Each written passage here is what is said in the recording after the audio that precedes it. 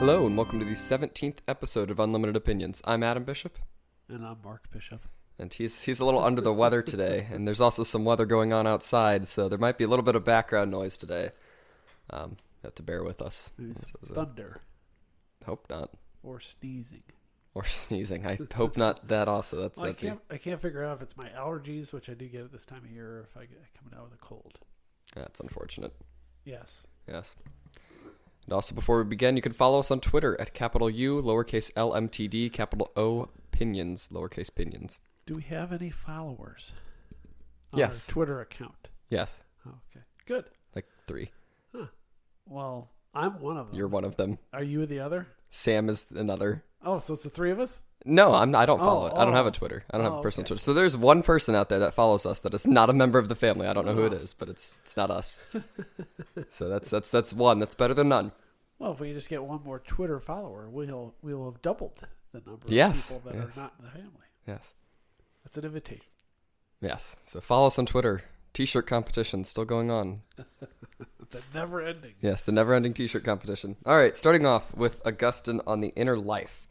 And he kind of separates these two distinctions between inner man, or outward man, and inward man. And the outward man is basically what we have in common with animals, you know, our senses, our body, that sort of thing. Did we already introduce that we're talking about the mind and soul? We're talking about mind and soul this episode. That'd be a good This thing to would be introduce. the philosophy behind the mind and soul for not middle-aged philosophers, but philosophers of the Middle Age. Yes, from medieval times, yes. Not Middle Earth. Not Middle Earth. That's an important distinction. I got confused a couple times in here thinking we were talking about Middle Earth. Well, there's a couple of Gandalf references in here. Did you catch that? There were not. Oh. Although I did write in my, what do you call it? What do you call the... Margins. Yes, thank you. A quote from my favorite bad movie. Wow. We'll get to that in a minute. Speaking of Gandalf references, there was one in the Falcon and Winter Soldier trailer. That's the new Marvel show coming out on Friday. Is that a Disney product? Yes. No, they hate us, so I refuse to participate. All right. Now, was The Hobbit, The Lord of the Rings, is that a Disney thing? No. Oh, okay. 'Cause They're- we're going to have to burn half your possessions. All right. But they reference, it's kind of wrong because, you know, Bucky, you know, because he was from World War II, you know, old guy, and then he came back years later. Who's Bucky? Winter Soldier, metal arm. Oh, yeah. Yeah. He was a bad guy, and then he's a good Bad guy. guy, then a And good they guy, just kind yeah. of forgave, and then he Yes. murdered a lot of people. Yes. But he references... Shouldn't he be locked up somewhere? He murdered, like, how many hundreds of people? Didn't he? Yeah, but he's being like mind controlled or something. Oh, baloney. He knew what he was doing. I think the exact point was that he was not aware of what he was doing. I think that was the entire point of the movie. What? That he was being controlled the entire time? Yes. They locked him up in like a chamber and whatever, and then chamber? chamber. Shut up. But anyway, back to the Was there a reference. judicial finding that he was not aware of what he was doing and had no control over it whatsoever? I'm pretty. Because he murdered a lot of people. I don't know. He was later arrested for a different thing. So How is he free? That guy's a hazard. they're superheroes. They killed Thanos. But anyway, back to the reference in the trailer that I want to talk about because it's wrong. No, wait a Because, second. oh my god. All right, go ahead. Because Bucky, because, you know, he's old guy, you know, he says that he read The Hobbit when it originally came out in 1937. That would have been pretty much impossible because there were only 1,500 copies, and those were made only in the UK. So that bothered me. Well, maybe he murdered somebody that had a copy. He wasn't even in the military at that point. Well, maybe he was just born a murderer. All right, Augustine. I don't know. I don't like a lot of that. All right. So Augustine, and I said it earlier, the outward man and the inward man. The outward man, like I said, common with animals, our senses, our body, physical things. And then the inward man is our recollection, our imagination, our judgment. That's what kind of sets us apart as human beings, those few qualities that are different from us to animals. Then he moves on to describe vision. And he says, vision is the body, when seen, impresses a form upon the sense. So that's how we kind of see things. When we look upon a body, we look upon an object, it impresses its form upon our senses. So that's kind of how we view the world. And that kind of same can kind of be said for the rest of our senses. When we sense something, it is impressing a form upon us of that object. Yes. And then he also talks about sense perception, and he talks about, you know, how if we could, you know, describe something to a blind man, you know, we're both gathering that information. You know, if I see a ball, I can see that ball through my eyes. But if you describe a ball to a blind man, you know, what's different from him seeing that And he says that sense perception has pleasure and pain. And that's what kind of separates it from just knowledge. And that when you see something, you can feel pleasure in that, or you can feel pain in that. And that is what's different from merely being given knowledge about something. Yes. Yes, he's just nodding his head at me. I feel like that's going to be a lot of this episode. He then talks about memory, and he says memory is like a huge cavern. And memory is kind of what he uses basically as the ultimate faculty of the mind kind of here. He focuses a lot on memory, Augustine does. Yeah, he really is. It's interesting because, just remembering something it doesn't really provide you with any, and I don't know that, I kind of strike that thought up, I have a hard time articulating it, but he's acting like this separates us from the animals, I think. And I don't think that does separate us. Certainly dogs have memory. Yeah. But he uses memory in a different sense than the literal way we're using it here. Because he also uses memory kind of as a substitute for imagination or like contemplation in a way. Yeah. Don't you think he doesn't think that they have that capacity. I don't think he had a pet dog, because if you have a pet dog, sooner or later they're going to take a nap and they're going to start barking and like chasing something. And that's their imagination. They're dreaming something, I guess. And I am convinced that they have feelings, and they can conceive of concepts over time and have memories and think on some basic level. But anyway, moving along. And he kind of describes intelligence as remembering, inward seeing. We look into our vast cavern of memory, and that's how we kind of, understand concepts is within what's stored in our memory. Then also talks about will. And he says that the will can focus on the inner eye and produce vivid images. And so what he's kind of saying here is that the will is kind of how we imagine, how we think things. It is kind of that acting force that enables us to look at our memory, look at the things we know from our senses, and produce something new out of that. And I think that's really where we get into what separates us from animals. Not so much that we have the capacity to recollect things, but that we have an active part of us that can create something new out of that. Does that make sense? Yeah, it does. It does. Good explanation. Thank you. He says that anything we imagine comes from what we know as well. And so with that, he says, it's impossible to imagine a color we've never seen, a sound we've never heard, or a flavor we've never tasted. So even when we are creating new concepts, when we're trying to think of new things, it all depends on what already exists in the world around us. Like, it is impossible to think of a new color. Like if I told you to, imagine a new color, think of it in your mind. Did it. You can't do that. I just did it. How? Well, I just thought of a new color. But can you actually see what it looks like? Of course. How can't I not think of that color? Because how can you? Like, can you visualize a new color in your mind? Yeah. Different from any color that's out there. Any color that I've seen? But any color outside of the color spectrum that we can see. No, then it's not a color. But it is. No, it's not a color if it's outside the color spectrum. Well, I'm thinking of a really gross green I haven't seen before. But you have to. I mean, I guess. I don't know how you can specifically say that you've never seen that shade of green, though. I don't remember it. But you have to have seen it at some point. Otherwise, Why? you couldn't. Because how could you imagine something that you don't know, like, exists? Like something as abstract as a color? I guess through my intellect and my soul, my mind. But you already know what green is. If you didn't know what... This is a different kind of green. You're so facetious. Watch your mouth! So what page are you on even that you quoted that? Where am I? I'm not really sure. Are you on 422? No, I'm past that. Oh, okay. Well, I missed my opportunity because you didn't mention it. Oh. Because he says, am I on the mic, right? Yeah, you're just facing away from it most of the time. You got to bring it like actually to your mouth. Like this? No, not like that.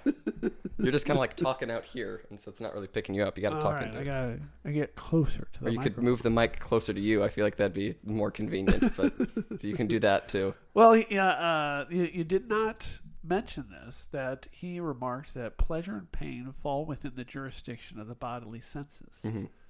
And that made me think of a quote from my favorite bad movie. Oh, yeah.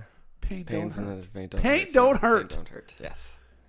The great Dalton.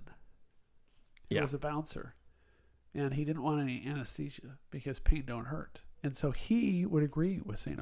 Augustine that it's merely a physical reaction, and that intellectually it could not hurt him. It could not hurt his soul. Yes. Because pain don't hurt. Pain don't hurt. Which seems ridiculous on its face, but philosophically he is absolutely correct. Because all he was concerned with is his eternal soul, working in a bouncer at a nightclub.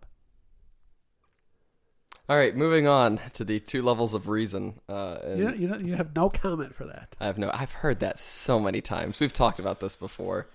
It's one of the. You don't have a response. You don't have any sort of discussion about that brilliant philosophical concept that pain don't hurt. Yes. And so that Augustine, he says that there's 2 levels of reason, and the first of these is sapientia, which is this understanding of eternal truths, and this uses our intellect and his contemplation, really.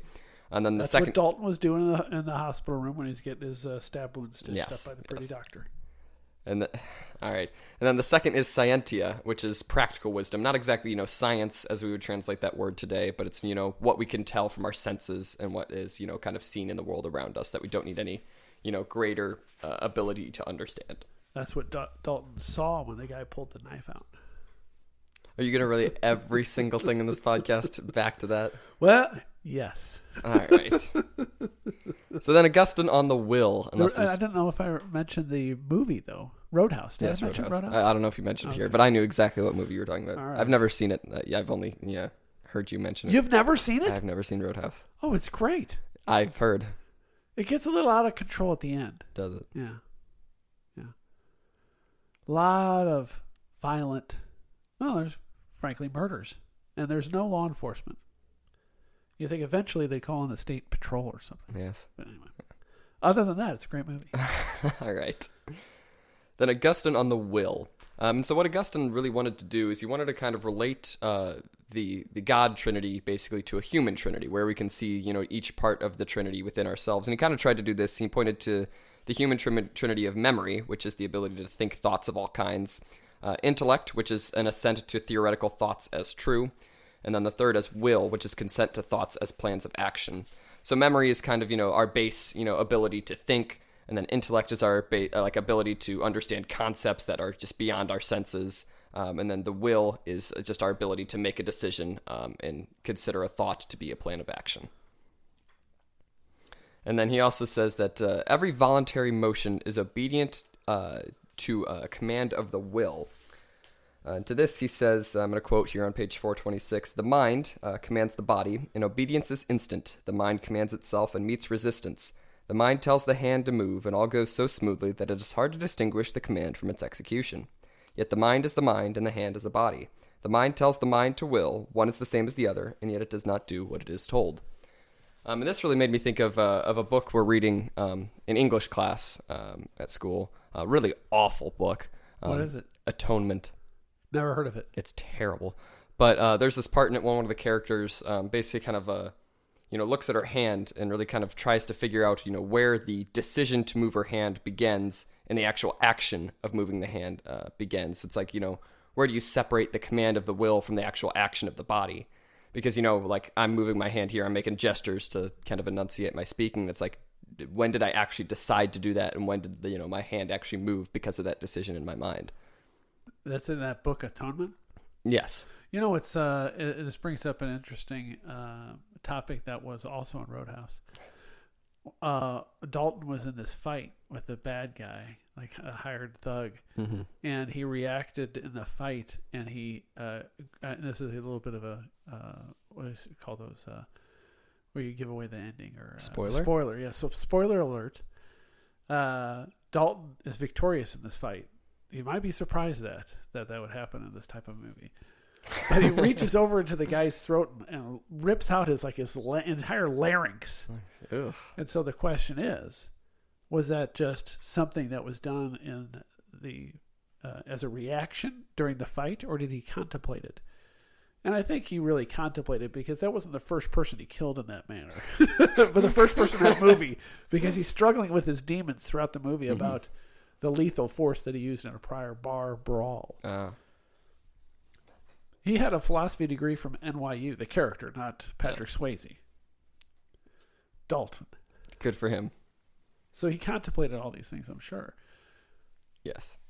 And so then Augustine, I pronounced that horribly. Augustine kind of thinks about, if we have this will to make decisions, why do people kind of err in that will? If I make the decision to, remain generous for the rest of my life, what keeps me from remaining generous? And he says you run out of money. Well, yes, in practical terms. But, if I had all the money in the world, what would stop me from being generous? Because people do kind of go back on the decisions that they've set from themselves. And he says that the command to will is half-hearted. If we willed everything wholeheartedly, we would be basically perfect people, because we could, will basically into existence the future where we are completely generous, where we are completely, loving people. But we kind of don't eventually get to that position because the will is half-hearted. There is, fault in our will. I don't know that I buy that. Really? Do you buy that? I kind of do. Because you can never really make a strict decision about your future when it comes to terms of kind of attributes like that. Because I don't think your attributes are really... Yeah, I agree with that. I think he gets caught up with that, because I think the only will you have as far as to do good or bad is in the present. Because the future is just a desire to do good and do good things. But really, what day to day, minute to minute, those are the decisions of your will and of your morality. Saying I'm going to be a great person for the rest of my life does nothing. Yeah, it's then you go out and shake down a auto parts store. Yeah, like they did in Roadhouse. Now that I think about this, I don't agree with that, because I think he gets caught up with basically trying to attribute an adjective basically as a verb to a person, and saying that, if I want to be generous, that's not something that I can bestow upon myself. That is a title that others would give to me after. I don't think others give that title. It has to be dependent on my actions in the moment. That is, yes. It might not be given by others, but it is not something that I can just determine for myself that I will be generous. I have to make decisions in the moment to make a generous action. I cannot just will that I will always be generous. Right. I agree with that. And I will be generous with my references to Roadhouse. Yes, I am well aware. And he also kind of talks about, besides... That is my desire. And it will be what I will do. All right. That is not, what do you call it, a half? It was a part. Half-hearted? Half-hearted, will. Mm-hmm. I am fully hearted making Roadhouse references for the rest of the podcast. I hope everybody who's listening to this likes Roadhouse, because that is all you will hear for about the next hour. And so then Augustine kind of wants to talk about, why are people evil? Besides, not just fully committing to a good action, why are people evil? And he says that, evil will is causeless. It is this kind of inherent thing in a lot of people to just be evil. And, the decision to be an evil person, there's no real cause behind that. It is just, that is who you are. And that is what will lead you to make evil decisions. Yeah. And I didn't like that analysis either, because I don't think even the worst of us are completely evil. I think some get very close. Yeah. But, like Stalin and Mao and all that kind of stuff. But sometimes on their good days, they may have been generous. Like, I will kill 11 of you, but I will free 3 of you. Yeah. So they're partly good. Let's see, what's the percentage of 3 of 14? I should have used a easier number to divide. Yes. But that's the percentage of goodness they were. I guess.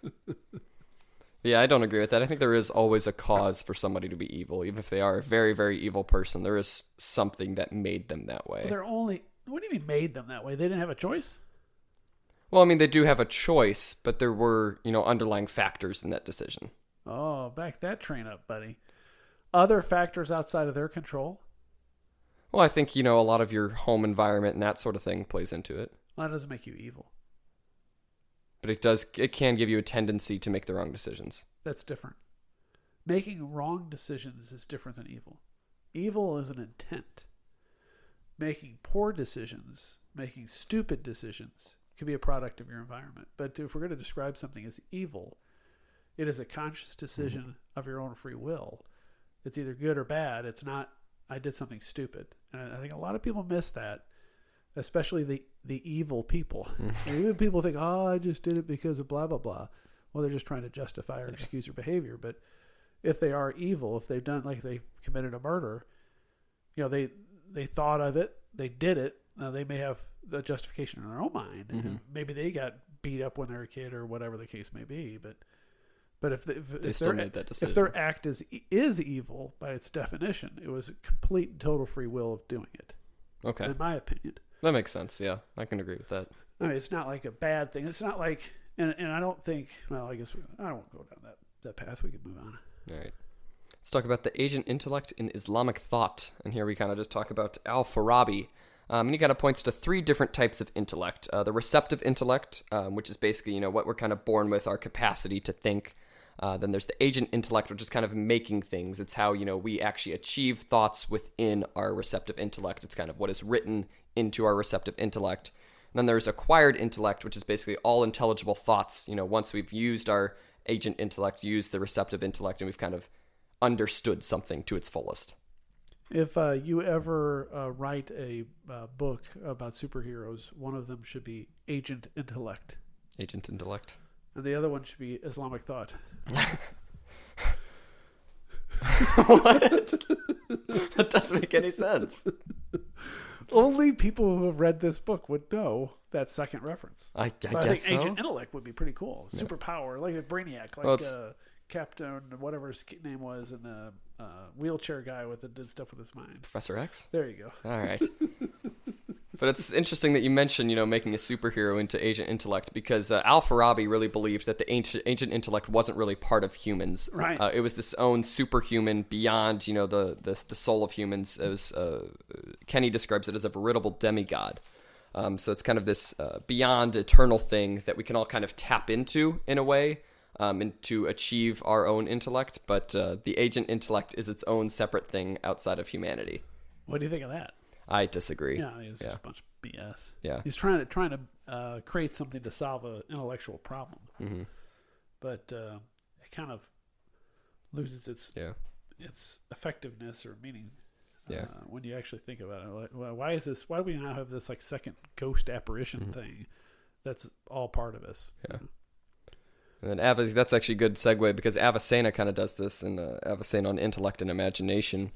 He says he kind of adapts the agent intellect even further. He says that agent intellect infuses souls into matter, and that the soul is an incorporeal substance that isn't just a form of the body. So it is something kind of unique from the body. It's something else that agent intellect puts into us.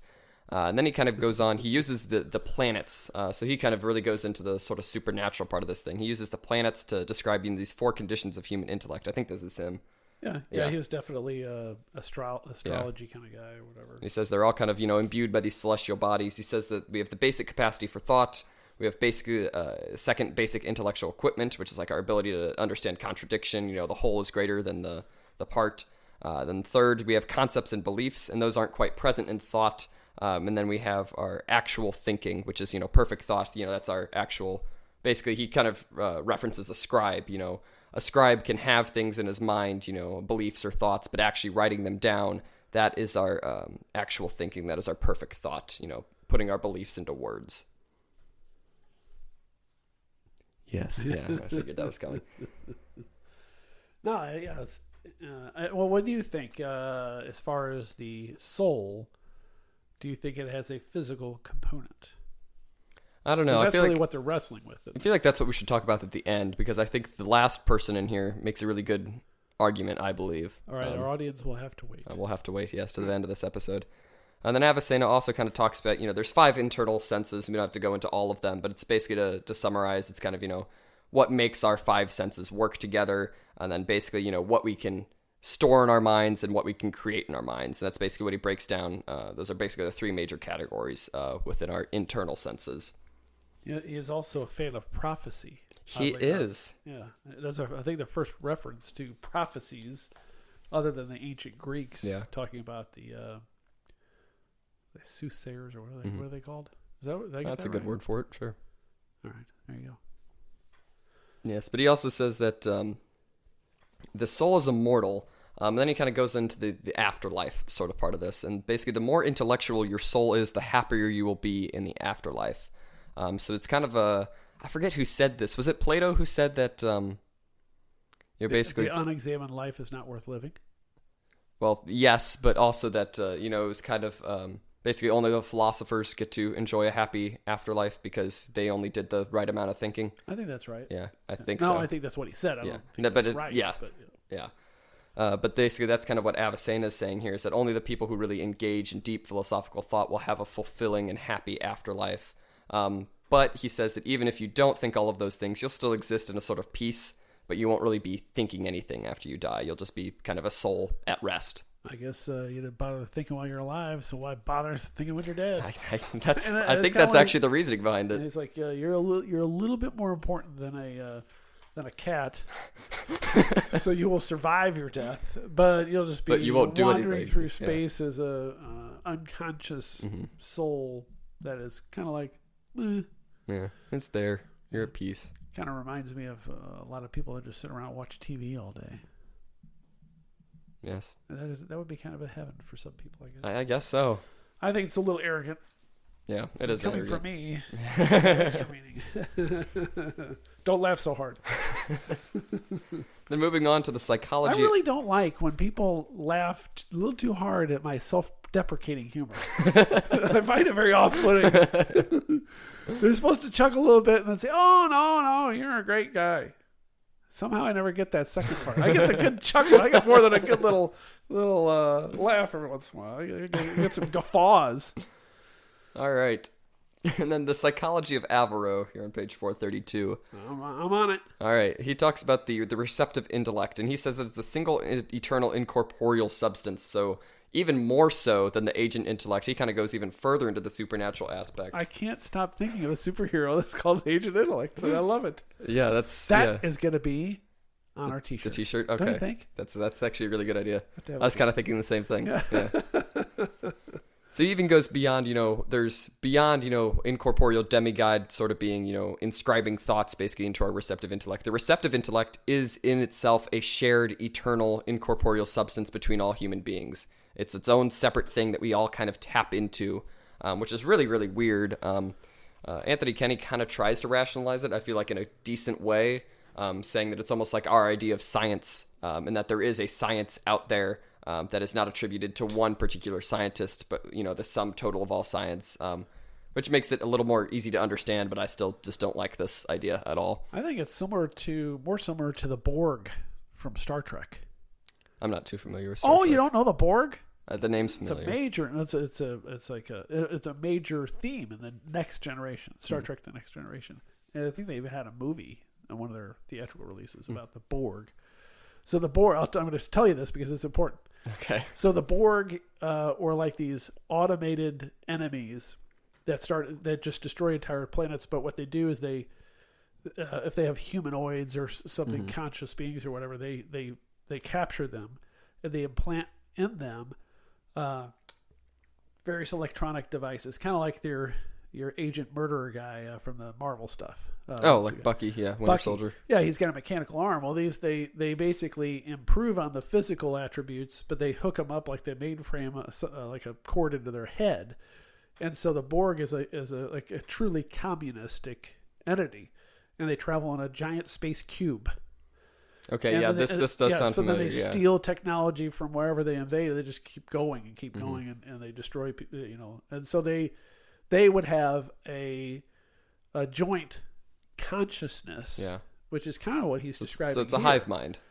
That's exactly what it is. A hive mind. Yes. But he then... don't you think that's similar to what he's describing? Yes, it's similar to what he's saying, but with more individuality, because like he says that... they can get unhooked a little bit. They can do independent acts, but they're still in connection with the main thing. Yes, okay. And then, you know how they defeated the Borg? How'd they defeat the Borg? They freed one of them from the hive, or whatever you want to call it, and injected him with some sort of computer virus and sent him back. That's ridiculous. Thus causing the mass murder of the Borg. All right. Alvaro, he says that basically imagination is the individual. That's what kind of separates us from each other, because even though we all tap into the same sort of intellect, it is our imagination, our ability to create from that intellect that separates us apart as human beings. Which is, I guess, a neat idea, but it's kind of weird. He also says that after death, all souls merge with each other. So it's kind of the same thing, no real individuality in life, so no real individuality after death.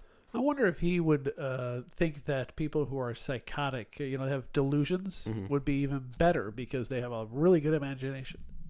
Like paranoid schizophrenics. Maybe. I mean, wouldn't that follow? They have a great imagination. Yeah. They're making up all sorts of stuff. That's very true. Yeah, I didn't really care for this, I guess. And then Albert the Great actually is one of the first to kind of counter him, and he sets in stone basically that receptive and agent intellect are just faculties of individual soul. So our soul is individuated. It is part of each one of us. It's not some sort of collective thing. But he also still admits that there has to be some direct divine causal influence on human intelligence. So even though we are individuals, he still does believe there's sort of a mystical, divine part of our understanding of the world. Yes. Yes. Aquinas. There's a lot about Aquinas here. Yes. Aquinas on the senses and intellect. And he believes that intellect is the summit of the capacities of the human soul. So that's kind of like our main thing which makes us human is our intellect. And then he also says that there are three kinds of souls. There's vegetative souls in plants, sensitive souls in animals, and rational souls in humans. But humans do have, individual parts of the vegetative and sensitive souls. So vegetative souls are basically the souls with capacity to grow and form. Sensitive souls, ability to, understand the world through the senses, physical means. And then rational souls are just the ones with intellect, basically. If that makes sense. That is a good explanation. Yes, thank you. Yeah. I wonder if he thinks that people who've had a brain injury still have their soul. Why wouldn't they? Well, if they're not really very rational. Say they're low functioning. Yeah. But they can still feed themselves and dress themselves. Have they lost their soul? I don't know. That'd be a question. I can see that happening. Medieval superstition that, somebody with a head injury or mental illness would be somebody who has lost their soul. Well, I guess back then they wouldn't have survived, most likely. Yeah, probably not. But they would have somebody born with super low IQ, I would think. Yeah. But back in the day, the parents might have killed them. That's also true. Because they didn't have a soul. Yeah. Moving along on yes, that nice yes. thought. Yeah, it's lovely. And then he also defines sense. He says that sense is the capacity to undergo a special kind of change caused by an external object. So basically, in response to what we see in the world, what we perceive, that is, our sense is basically our ability to comprehend that, our ability to change our understanding based on what we experience in the world. And then with that, he says that the inner senses are, our general sense, which is kind of the sum of our physical senses, how they work together. Then there's memory, there's imagination, and instinct. And they're each kind of how he relates each physical sense to a different part of the body. He relates each of these inner senses to a different part of the brain, saying that they all kind of have their own special place within our minds, and that is how they kind of work, because back then, they still believed that there needed to be a physical component to everything, basically, for it to function. Well, it doesn't there? Well, a specific location, right, I guess I should say. Yeah, not just a... Yeah. I'm sorry about my squeaking chair. Yes, it's a very, very squeaky chair. At least it's not thundering outside. And then he also states that the intellect thinks in universals, and that animals cannot think of universals, and that's what sets us apart. It's the intellect's ability to comprehend a universal thing. Now, what do you have to say about that? Because I know you like talking about dogs in response to all this. Yeah, I think he's full of baloney. You think dogs can understand a universal concept? Yeah. How? I think they know what humans are. They know what humans are? Yeah. I think they know what food is. I think they know what a walk is. You tell our dogs, hey, let's go for a walk. Yeah. They know what's up. And so I think they know what the concept of a walk is. Yeah. And they know what outside is. It's not in here. That's a concept. And I think they can tell the difference between walk and park.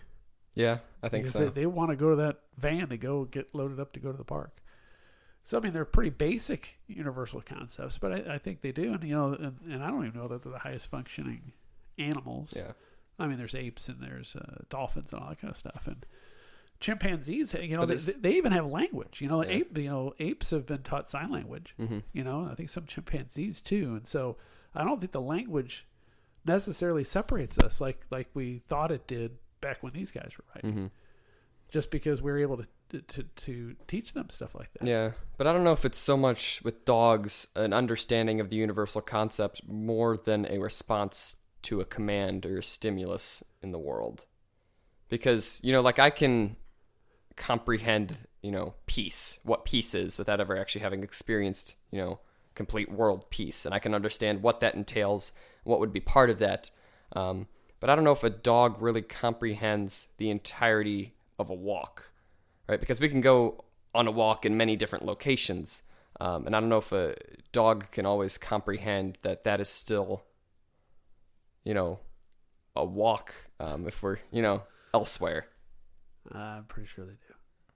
Put the leash up, big boy. Let's go. I should probably stop saying walk. I'm sure they can hear us in the other room. I'm getting excited. Anyway, I mean, that was a pretty basic example, but I think I guess I could see the reasoning. Yeah, I don't think this proves it. Yeah, I guess not. He seems to think it proves it, but I think I have a higher opinion of some animals than they do. Yeah. And then Aquinas also says that the receptive intellect is basically our ideas abstracted from sense and belief. And so this is empty at birth, and then agent intellect kind of writes upon it our other understanding of intellect. And so that, when we're a child, we have no understanding of senses, we have no understanding of our beliefs, but then just over time, we have that agent intellect, which kind of helps us determine the world and writes down our beliefs basically within our receptive intellect. And he also states, which I think is a good point, is that the universal is more than the sum of its parts. So basically, just by listing the attributes of a certain universal, that does not equal the universal. It's more than, our understanding of a universal is more than just the adjectives that describe it, I guess you could say. I guess. Yeah, you kind of rolled your eyes at that. Yeah. What do you think of it? I don't know. I kind of like that because I do think, our understanding of the concept of something is more than just us describing it. Well, how so? Like I said, about peace. I can describe peace. Nobody's fighting. Everybody's, friendly with each other, that sort of thing. But I don't know if that really is the sum total of what peace is. You're looking at me very, very blankly. Well, you haven't said why. Because peace is just more than that, I guess. It's more than just its definition. I don't know how really to describe it. Peace means people aren't fighting. Yeah. How is that more than its definition? Also, it doesn't exist, but... Yeah. Especially when you say world peace. Yeah. I don't know. I'll have to think about that. Yes, you should have before you started. I should have started. Nah. Yes. Yeah, just joking. I do it all the time. Yeah. Aquinas on the will, moving on. He says that the will is basically the apex of wants, and it is subject to the intellect, and that, our desires kind of culminate in the will, our decision to act on our desires, which is also kind of subject to our intellect to make a good decision through our will.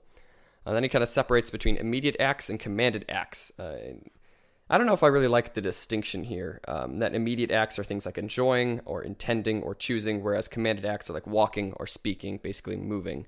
And I don't know if I really agree with that, because I think, it's more of an immediate thing to walk or to speak than it is to make a decision to contemplate something. I don't see how that's an immediate act while the other is a commanded act. So I feel like you need more command to make a decision than you do to walk, if that makes sense. Oh, yeah. As far as the definition of it, how these are defined in this book. But I think there is an interesting distinction between your more simple functions and your more deliberative functions. Yeah, and he does make that distinction, but I don't know if I like the wording here. Yeah, I don't know why they call one immediate acts, but I guess that's just kind of borrowing his Latin terms, I guess. And he also says that commanded acts can be explained, and that there's, a reason, I decided to walk, there's a reason I decided to speak. But I feel like the same could be said for our immediate acts. Like, there's a reason I enjoy this, there's a reason I made this decision. So I don't know if that really holds up. Right. I agree with that. And he also says that humans have free decision purely because they are rational. So our whole concept of free will is basically predicated on the fact that we can understand the world around us and we can make decisions based on that. It's not just call and response, basically. We're not just acting on things in our environment. We have the ability to understand our environment and then make a decision about that. I completely agree with that. You do? Yeah. Yeah. Because if you don't understand what you're doing, Mm-hmm. then it's not really an act of free will. It's Yeah. just you're just doing something for no apparent reason, or just because you're being Or because caused to do it. something caused you to do it in the world. That's why I don't think it's evil if someone was caused to do that or Mm-hmm. born that way. I think in a moral sense, sociopaths may not be evil Yeah. because they just don't even have a conscience. They just I don't care. Now, It's like the but- Mark Twain quote. He says that a dolphin will always be more evil than a shark, because even though sharks can bite people and they can kill people maybe more often than dolphins do, a shark has much lower basically reasoning ability than a dolphin. So one evil dolphin is basically worth 10,000 sharks that kill people, because a dolphin has higher ability to make a decision, I guess. yeah, and they have that menacing little smile. Yeah, that's also part of what Mark Twain said. Yes. That's what he said at the end of that. He said they have a menacing little smile. Yes, although sharks sometimes they have big toothy grins. They sure do. So then moving on, Aquinas says that the soul is immaterial and immortal. So it's not really part of our physical body. And humans really kind of think with their souls. So it's not so much that the soul is, tied to the body in a way. It's not, part of the body in a strict sense. But we do kind of use the soul, through our bodies to make decisions about the world around us. Are we going to talk about that now, or are you going to wait till later? Talk about what now? The relationship between the physical and the soul. I don't know. I don't know when else we would talk about it. Well, you said you wanted to talk about. Oh yeah, whether your soul is let's wait to physical. let's wait to the end. Very end. Yes, very end. All right. And so then he also says that, but he also kind of admits that even though it's not 100% part of our body, a soul separated from the body is not the same as the person whose soul it is. So once you remove the soul from the body, that soul does not equal that person anymore, because our soul is still tied to our body in a unique way that is still part of us, is part of who we are. So a human person is body and soul while they are living. What do you think of that? I think you're going to be different when you die. Like, obviously you won't have a body. Yeah. But, like, is your soul different when your body dies? I would think so, because, there's a lot of bodily things that a soul would not need, like hunger or thirst and things like sure. that would not... You wouldn't have any of those appetites. Yeah, appetites, yeah. So I think, to some extent, there is a difference in a dead person's soul and a living person's soul. Would you have the same mind, memory, and values? I don't know.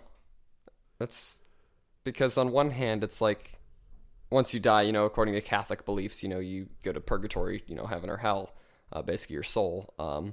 And so it's like once you're in heaven, you can't make wrong decisions anymore, I guess.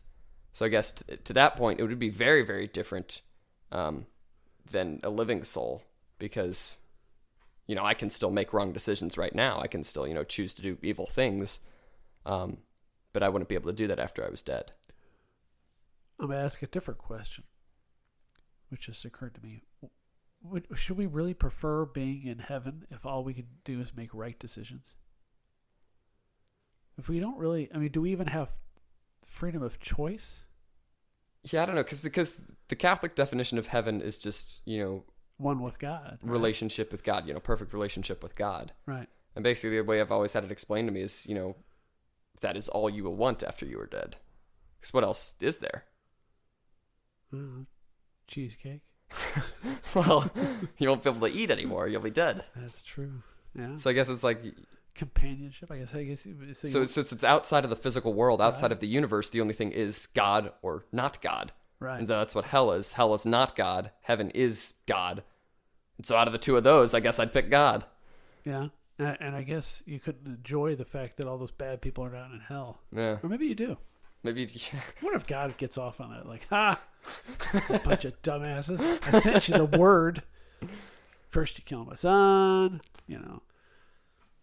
Maybe that's a question for him. I don't know if I can answer that one. Do you think God would be sad about the people in hell? Or do you think he is happy about it or completely indifferent? I think he'd be sad. I think he's indifferent. You think he's indifferent? I think he'd be sad because my belief is, he has to be a good God.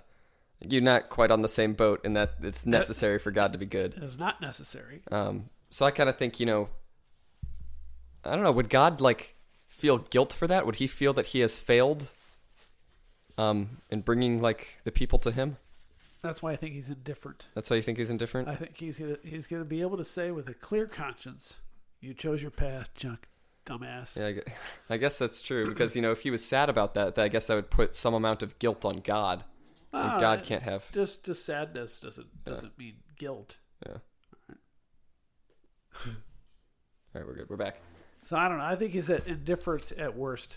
Yeah, I guess so. I guess maybe it's happy. Yeah, maybe it's like I got all my bros with me now, my gals did well, and the other people. I think he'd be happy with the people that went to heaven, but I don't think he'd be happy that people have gone to hell. So I guess it would make most sense for him to be indifferent about those people. Yeah, because I don't see God being happy that people are suffering. All right, so moving on to Scotus versus Aquinas. And so Scotus really... Who would win that fight? I feel like Aquinas. I don't know. I don't know any pictures. I don't know. I guess Scotus was a Scot. I feel like he'd win. Oh, yeah. They're tough. So he kind of... kilts. Yeah. So he kind of disagreed with Aquinas on quite a few... basically principles. He kind of believed that primarily that the will is autonomous and sovereign, and so it's not really tied to anything. It's not subject to the intellect. Basically, everything we have ever done is a completely free decision, and we don't have to have it predicated on any sort of knowledge, any sort of reasoning. It is a decision on virtue of it being a decision, and so every free decision that we have made is only dependent on another free decision. It's not really dependent on any sort of intellect, I guess. What do you think about that? Well, it reminds me of a scene from Roadhouse. Oh, of course it does. Where Dalton is thought you'd forgotten about Roadhouse. To the new employees that they should be nice to all the customers. And if somebody hits you, you should be nice. And if somebody does something else, be nice. And then one of the dummies says, and then Dalton says, until it's time to not be nice. So the guy says, well, when's that point come? And Dalton says, I will tell you when that time is. How does that relate to this? Because the question is whether or not they're giving up their will by just following those orders. They're just being nice and being nice and being nice until Dalton says, get up, guys. Yeah. And then they take them out. I guess that loosely relates to free will, yes. Loosely, it's exactly well, yeah, free will. I know, but it loosely relates to Duns Scotus in that it is about free will. Oh, all right. That's really what Scotus is talking about. You thought it was more of a reach. Yeah. And so, so he believes that really our free will is will just by itself. It, contrary to, Aquinas saying that, it's subject to intellect, it's kind of we only have free will because we are rational. Scotus just says we have free will because we have free will. Right. Every free decision is a free decision, which is based on another free decision all the way down. Basically just self-definitional. Yes. Right. That's really all we have to say about Scotus, in my opinion, unless there's something else you want to add. No, we'll get to more Dalton later. Yes. Ockham then versus says... Scotus. Ockham versus Scotus, yes. That answers the question. Scotus must have gotten around the preliminary round. And he went on to face Ockham, yes. He advanced to the Ockham. Yes. And Ockham. Mm-hmm. And so you gotta watch that guy. He's got a shiv on him at all times. Yeah. They call it Ockham's razor. God. That was awful. You didn't even see it coming, did you? I did not. And so... one of the bad guys in Roadhouse had a knife in his boot. And I guess he pressed a little button on his toe, and a little shiv came out the front of his boot. All right, Ockham. So basically the way that Ockham differs from Scotus is that Scotus had this weird thing about time in relation to free will. Right. I didn't quite understand it. I didn't understand Ockham's counter to it. Basically, Ockham somehow says that for our free will to be completely free, we have to have made a decision before an event. Which makes sense because you can't make the decision after you've done it. I think Scotus kind of takes a different approach in a way, and that that free decision was made by that event in some sort of way. I don't really know. I didn't understand it. I think he was trying to say that you couldn't have made a different decision at the same time. Yes. Because you made the decision at that time, period. Yes. So it's not, so it's really the difference between making a decision in the moment and making the decision before the moment of the action. Right. Which is kind of a whatever distinction to make. So, but he does agree that there is a lot of free will that we have, and that the will can always choose between opposites. So no matter what, we do still have a decision to choose to do something or not do something.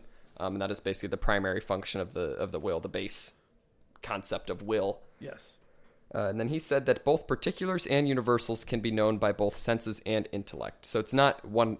So he kind of throws away the whole idea of superior intellect, and he kind of says that it doesn't really matter how we understand a universal. It can be understood by senses, by intellect. Either way, it works.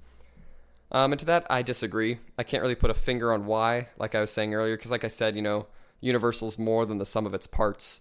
And that's kind of what Ockham is saying. You really haven't convinced me. Yeah, I know, and I haven't convinced myself, but I feel like that's it, and I don't know why. How can a universal be more than its parts? It's universal.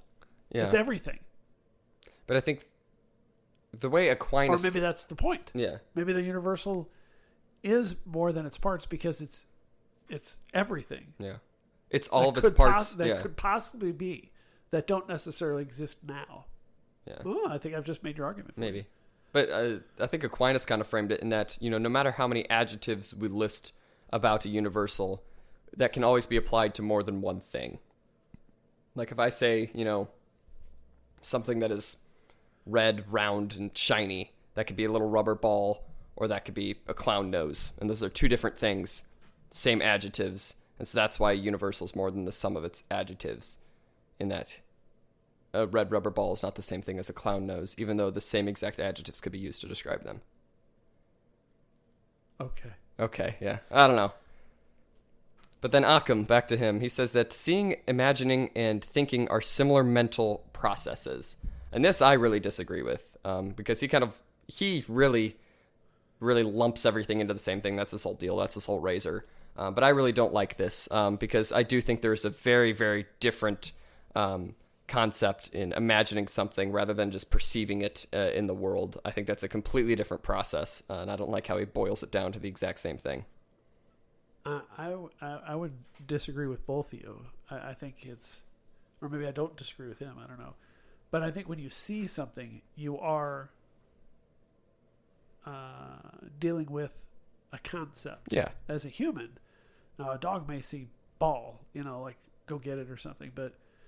And when we see something, we categorize things, like if we really pay attention to them, like trees, mountains, that kind of stuff. And so we are dealing with concepts just even with our sight. Yeah. And all our senses, really, I guess. But that's our concept of the universal. But we're not imagining a new universal every time we see something that fits with that universal. That's where I think, imagining is not seeing, and that we can perceive something, we can call to mind an image of the universal thing. But, in creating a new concept, that's an entirely different process than seeing something. Right, fair enough. Yes. And he also is kind of just agnostic towards the immortality of the soul. He says that's, just a matter for faith alone. I can't tell you anything about that. Then, Pompanazzi on the soul. He has a fantastic name. Pietro Pompanazzi. And so he kind of used Aquinas to basically make his own argument about the soul. And this kind of is a good summary, I think, for this whole chapter, basically, the kind of the final thoughts on the soul. He says that intellect always needs a physical body. Therefore, there is no immortal, eternal outside intellect, to kind of counter the Islamic belief that there is some sort of outside agent intellect. You're laughing about that. Yeah. And so basically because, we cannot just have intellect on its own. Intellect only works through people. It has to have that body. It has to exist somehow within the physical world. It's not its own unique thing. I do like his point where he's talking about whether you have to be rational to have a soul. And they mentioned he had a belief that the great majority of men are irrational rather than rational animals. And I think there's a lot of truth to that. Mm-hmm. Because he basically says we have more vegetative and sensory powers than rational. So we really have more in common with plants and animals than we really do that sets us apart as human beings. I agree. I feel like that's something you'd agree with. Yeah. Yeah, but I do still think that we do have our own unique things that make us human, which sets us apart from animals. That reminds me of that great children's book, Everyone Poops. Yeah, classic. You don't think that's a classic? It's a book that was read to me many times. Yeah, I read it many times in your potty training. Yes. Don't be scared of the potty. All right, that's enough of that. That needs to be out on the internet. So, dogs poop. All right, Dad. I like that book. He also kind of states, similar to how the intellect needs a body, he says that the soul needs a body to be individuated. So basically, when the soul isn't part of a body, it's not really its own person. It's really only in being a person that it is an individual. And it sounds like you would agree with that. Like when you die, your soul just becomes one with God. And so you're not individuated. But I do still think there is an individual part of that too. Because I think when we die, we do still have an understanding of I still am me. And that's kind of the reward in getting to experience God. Because I still am myself in getting to that point. Because otherwise, if I'm just blank nothingness, not my own thing, then what's the reward in that? Who says you get rewarded? Well, if I'm a good person, I should certainly hope there's something good waiting for me. Well, I mean, if we're just talking about your soul, why should you get rewarded at the end of it? Because otherwise, what's the point? Well, maybe you should just do good things because you should do good things. Why do you need a reward? I don't know. Think about that one. I will think Put about that that in your one. pipe and smoke it. Yeah, I don't know. I mean, that's what most people think. Oh, I'm gonna, go to church. I'm gonna do these good things so that I'm could be in God's favor. Yeah, I don't think that's entirely how it works. But it's kind of like, what was it, the Pharisees, or kind of like Jesus often admonished people not to pray, so everybody sees you praying because you got your reward on earth. Yeah. So it's a similar kind of thing, but I'm not saying you won't be rewarded. Yeah. I hope you are, but I don't think it necessarily follows you have to be rewarded. Yeah. And if the creator isn't a good one, yeah, yeah, or it could be just indifferent. Maybe there would be a reward for those that pleased the God, like the Greek gods.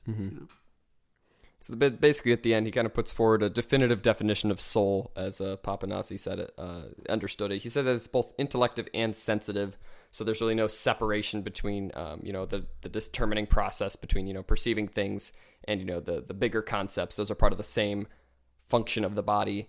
Then he says it's strictly moral via dependence on its body, but it's immortal only by faith and not philosophy. So he basically kind of states that we cannot prove that the soul is immortal by philosophy. We can only do that through faith. And it is mortal in the strict sense that it is dependent on the body and that it becomes, something different in a way after death, but it does still exist after death according to faith. So now is the time to discuss it. Do you have further thoughts? I mean, that's pretty much my thoughts. Is what? It's just faith? That definition. Kind of. Not so much that we only can use faith to determine that, because I think there is still quite a bit of philosophy that goes into it. But I do think that he's correct in saying that the soul does have a dependence on its body. Like I was saying earlier, a living soul is different than a dead person's soul. But I do think it is immortal in that there is something afterwards for the soul. But it is still individual when it dies. So how does the soul interact with the physical body? Similar to what Aquinas said, kind of that we think with our soul, in that we kind of understand concepts, we understand beliefs in the way that, it kind of use that almost as our own sensory organ, I guess. Well, why do we need that soul to be able to think in that level? Isn't it just a product of our intellectual capacity because we've evolved big brains? But I think aren't we just thinking with using our brain? Yeah, but there's more to it than that. If we were purely intellectual, we would only choose what was best for us at any given time. That's, Isn't that what we pretty much do? No. What we perceive is what's in our best interest at any given time. No, because, it wouldn't be in your best interest to give money to the homeless person sitting on the side of the road, but many people do anyway. Great. Makes me feel great to give money to those drug addicts so they can go buy some more drugs. But you only feel great because you know that it was something that you could have used for your own benefit and decided to use it for the benefit of others. Yeah, so I did it to make myself feel better about myself. But only in feeling better about yourself, you have to recognize that that was something that only betters others. Because otherwise, if you didn't recognize that that was for the betterment of others, you wouldn't feel great about yourself. Well, yeah, okay. So So I still did a rational thing based upon my intellect and what I thought was the right thing to do at that time. Yes, but it doesn't strictly benefit you. Oh, it doesn't have to benefit. But That's what I'm saying. The act is not benefiting me. Yeah. But it is. In my mind, I'm doing a good thing. Yeah. And I'm doing it just because it's a good thing. Yes. I'm making a rational decision Yes. to do a good thing. Why do I need a soul to tell me that it's rational for me to do that? Because like you were saying earlier, if we were, purely intellect, if we had evolved that way, I truly believe that if we were, just calculating like that, we would only do what was in our best interests.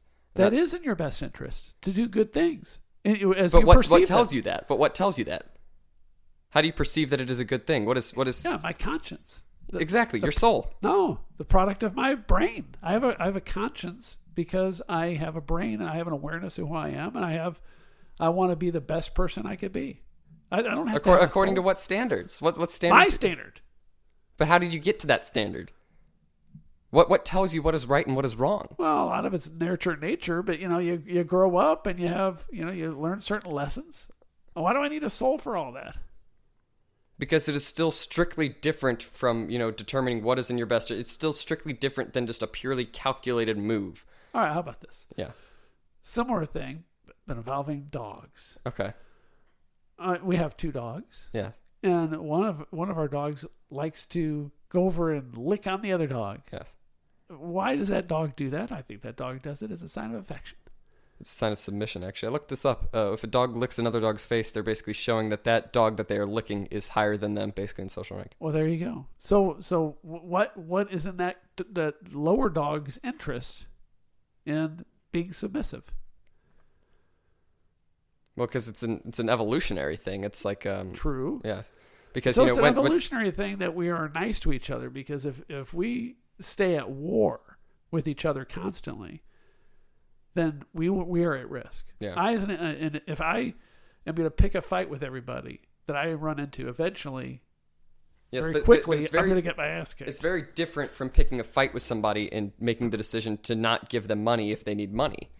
Because you're not active, if you just ignore the person sitting on the side of the road, you're not actively trying to fight them. You're not engaging in a conflict with them. You're just deciding that I don't want to do that. We evolved to value our community, yes, our society, our family, our neighborhood, our tribe. Mm-hmm. And so part of that is to be generous to those members of the tribe who are not able to support themselves, because it helps the entire community. We've evolved that. If their tribe was always at war with each other and always hoarded everything from each other, we would have never survived to this point. We need that sort of giving. I have air quotes, the giving impulse, so that when any individual is down and out, the other people will give to that person, and therefore the whole community survives. Then why have we not pooled everything together? If it's our just evolutionary. There's limits to it, because you can't just give everything away. You'll starve to death. Yeah. But if we're all giving it to the betterment of others, I didn't say you had to do it all the time. I'm just explaining why one person might do that on one occasion, and it'd be completely rational and evolved. There's not what I'm saying is it's not necessary to have a soul to do an otherwise altruistic act. Okay. Because it makes me feel better. Yeah. There are very few truly altruistic, I'm saying altruistic acts. Very few. Because even when you're doing a good thing, it's like an example would be, if a truly altruistic act would be me giving some money to a poor person, because it would make me feel bad, because I would know that not every poor person, but like say a drug addict in the corner begging, I would know that if I gave that person $100, they're going to waste that money on drugs or make everything worse. So maybe that would be altruistic, because I know I'm not doing anything good. Yes. And so maybe I should do that, and I could do some altruistic giving. But I mean, I guess another example would be, dying for somebody, because that distinctly does not benefit you. There's no benefit for you in dying for that person because you die, right? And that's not something that, I would say you evolved, as a communal thing, because... Oh, yeah. When you got another tribe attacking you, you don't think it's beneficial for the human race to have people that are willing to die for the cause? Well, I do think it is beneficial, but in a because when you're like in a foxhole, you become a band of brothers. Yeah. Like the show. You're defend. It becomes more important that your buddies live than you live. But in a situation, say there's a man with a gun. He only has one bullet. He points a gun at your friend, and you dive in to save him. There's no further risk that man can pose. The man with the gun, he only has one bullet. But, if you still die for that person, that is an inherently altruistic act. You understand the value of that human life, and you would rather have yourself die than the other person die. There's no benefit for anybody else in that other than your friend, and there's no long-lasting, social benefit for the whole community. Because, sure there is. How so? You just saved a life. Well, yeah, in exchange for another one. One life dies, another one lives. How do you know he's only got one bullet? This is a hypothetical situation. You know that for a fact. There's no other, significant social benefit because, one person has died, one person has lived. You've only made that good decision because it's the right thing to do, because, All right, I'll concede that. The moral thing to do. It's a moral thing to do. Yes. I'll concede it. Completely altruistic. Okay. Good thing to do. Let's... Why do you have to have a soul to make that altruistic decision? Because how else would you comprehend that life has value? How else would you... Intellectually. How so? You just explained it. You said what was going through that person's mind. I'm going to sacrifice my life to save this other person's life. And you've reasoned very quickly that's a good thing. But why is that a good thing? I don't know. I'm not doing it. Well, that's the entire question I'm asking. Why is that a good thing? Because you're sacrificing yourself to save somebody else. But why is that good? There's no distinct social benefit to that. One person dies, one person lives. I'm off the social benefit thing. What's the reasoning behind it? I just told you. The reasoning behind it is that it is good. Why is it good? I didn't say that the person was right that it's good. I said that the person has deduced that's the right thing to do. Then why do we have any knowledge of right and wrong in the first place? Well, I don't know. But that's not the question. That is the question. You're avoiding the question. That's the question. You're avoiding the question. Because that's the only... Because how else do we determine right and wrong without a soul? Intellectually. By reason. But how? Your reasoning was because it is right. That is not a reason. That is not a reason. Because if you can help someone, yes, you should. Why? Well, we could go on and on and on for the entire belief system of what is moral. Yes. Right? And so where does that come from? Your intellect. But why? Rational thought. Where does your rational thought that it is good come from? Why does it have to come from anything? Because that's what we're talking about. From your reason. It doesn't have to be an external supernatural force that established the guidelines. Why? Because where else does it come from? If you've given no strict root for this, you've just said because it is good, that is not a reason at all. Well,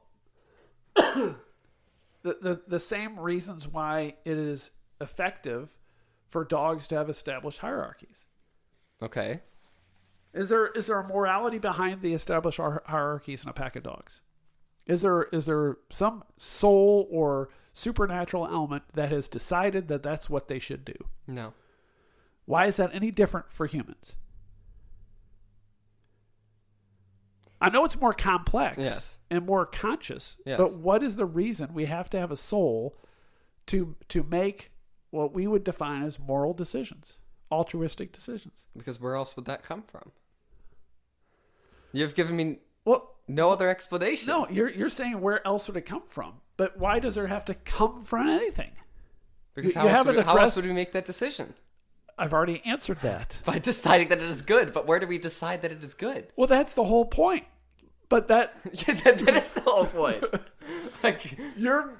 You're purposely refusing to answer the question. No, I'm not. Yes, you are, because you keep saying there must be an ultimate cause for our moral structure. Yes. But you haven't said why. Other than that's the way it has to be. But you haven't said why it's just superfluous. You haven't said anything. Your entire reasoning is because there is a reason. That is not a reason. You keep saying Yes, because it there is. is no... It's exactly the reason. But where does that reason come from? You cannot From say... our intellect, from our reasoning, from our... But how did we determine that that is good? I'm not saying it is good. But how did we determine that? through the analysis of it. Dying for somebody else is good because I have made the decision that it is good. You asserted that. You asserted that. That's what you said. That was your scenario. Yes. All right, I'll wait a second. Let me finish this thought. So a person can decide Yes. that X is a moral thing to do and a good thing to do. Yes. And you could do that solely upon evaluating the facts and making moral judgments. Yes. And you look at me like you can't do this without a soul. But you haven't provided where those moral judgments come from. That's the basis of this argument. You said you can make a decision based on moral judgments, but where do those moral judgments come from? I don't care if it's guesswork.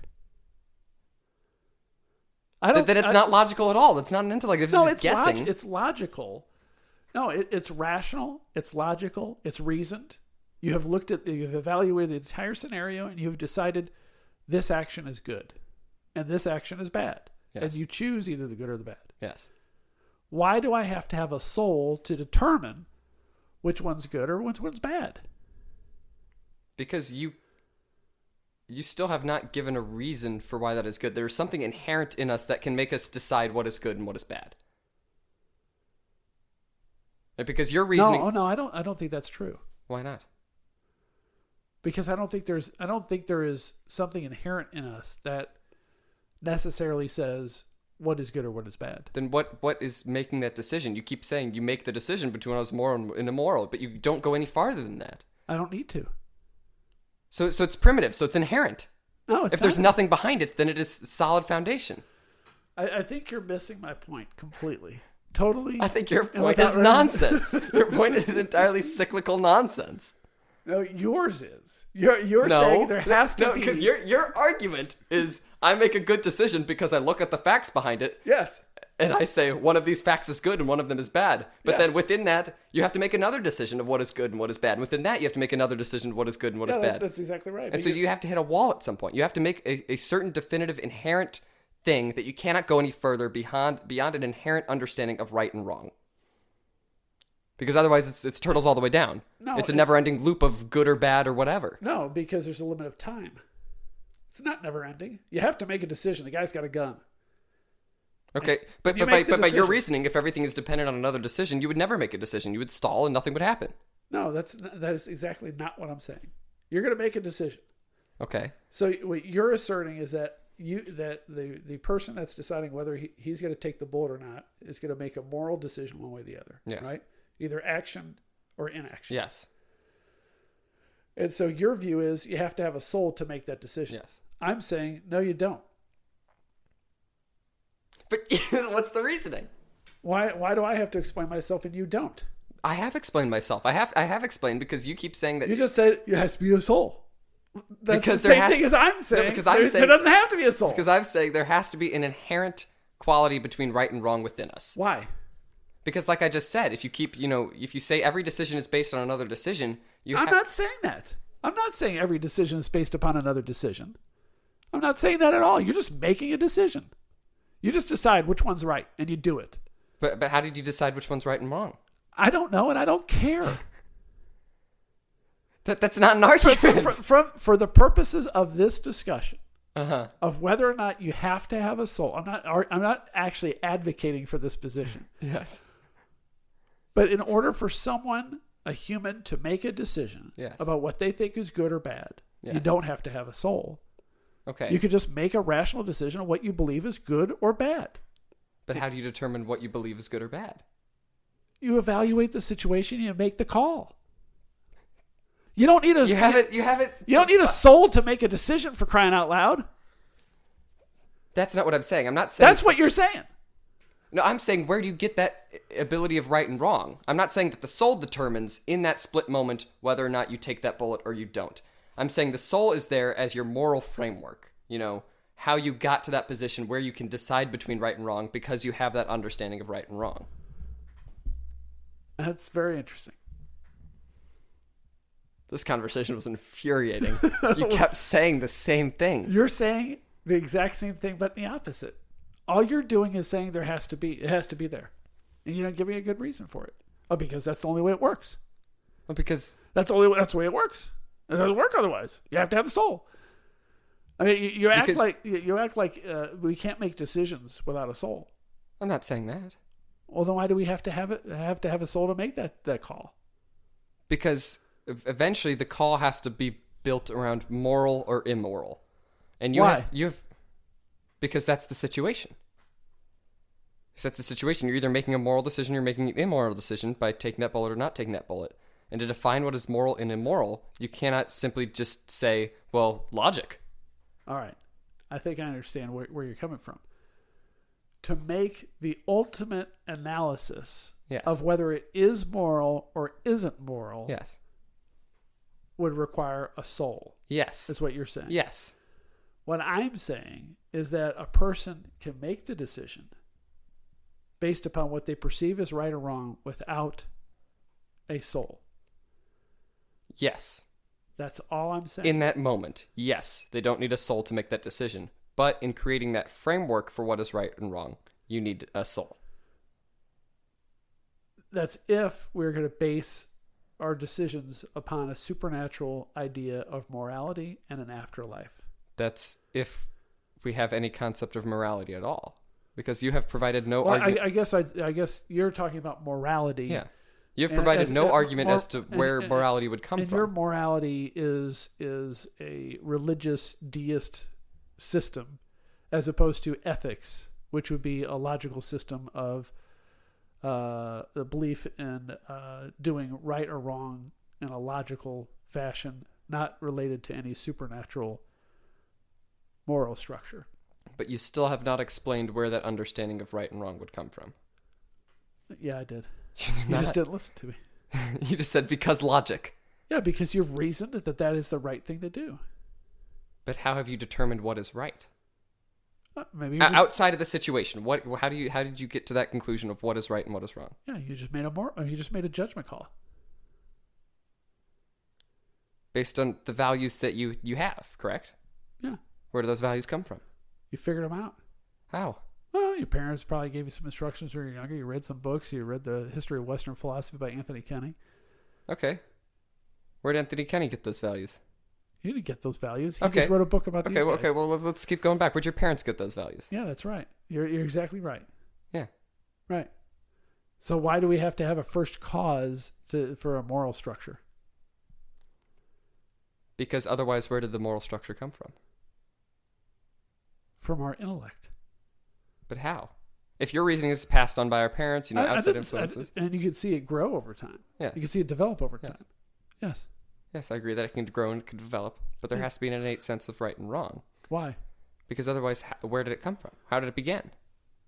Why do we need to know how it began in order to make a judgment call now? Because otherwise, we would not be making that judgment call. What? Because if the judgment call is based on right or wrong, if we have no understanding of right and wrong, if we do not know where that came from, if we had no way of building up that structure, we just wouldn't make a decision. That's not true. Why not? So if you took a bunch of orphans, yes, and you put them on an island, okay, like Lord of the Flies, okay, but you gave them enough to eat, and drink and that kind of stuff, and no other instruction, would they be able to make ultimately, as they grew older, decisions that they believed were right or wrong as it relates to how they interact with each other? I would say yes. Yeah. How'd that work out? Because they have an innate sense of right and wrong. They just have an innate sense. It's just in us from the date of conception. Yes, and it can be formed over time. And everybody has that, and they're born with it. Yes. A simple, innate sense of what is right and what is wrong. What about, like, child killers? They have that too? They've completely warped it. But yeah, at some distinct level, maybe they've completely lost it at some point. They've completely, surrounded themselves with stimulus that encourages them. The bad thing is what makes them feel good. And at some point they have lost kind of their reasoning capability with their soul. But, I would say that when they were a child, they had an understanding of what was good and what was bad, because that is what made them feel good, and that is what made them feel bad. Fascinating. I think we should, leave it at that. Sometimes it's like, playing a video game. There's no inherent, benefit to, I'll point to Minecraft, because that's something I used to play a lot when I was younger. And Joan and Eli, I think, still play it. But it's like, you have all these animals in the world. You wouldn't kill the baby animal because, there's no harm that's going to happen to you, but just because it makes you feel bad. How do you explain veal? What? Veal. Feel? Veal. V-E-A-L. Veal. People kill baby animals all the time and eat them. I'm talking about in the game. In the game, they don't drop. I'm talking about real life. Okay. We kill babies all the time. I ran over a squirrel the other day. Not on purpose. That wasn't on purpose. You weren't making a decision that, I should kill this baby squirrel. It wasn't a baby. Oh, I should kill the squirrel. It just dodged the wrong way at the very last second. Yeah, but that wasn't a moral decision. That was just something that happened. That is correct. Yes. Right. Yes. All right. Well, I guess we can end it there. Yes. I think we've hit an impasse. Yeah, I think we have. I think you need to think more about why there has to be a soul other than cuz. And you need to think about why there has to be an intellectual decision other than cuz. I didn't just say cuz. Cuz. That's kind of what you said, but okay. This has been Unlimited Opinions. Next week, we're talking about ethics, so we'll be able to continue this lovely conversation. I've been Adam Bishop. I'm still Mark Bishop. This has been Unlimited Opinions.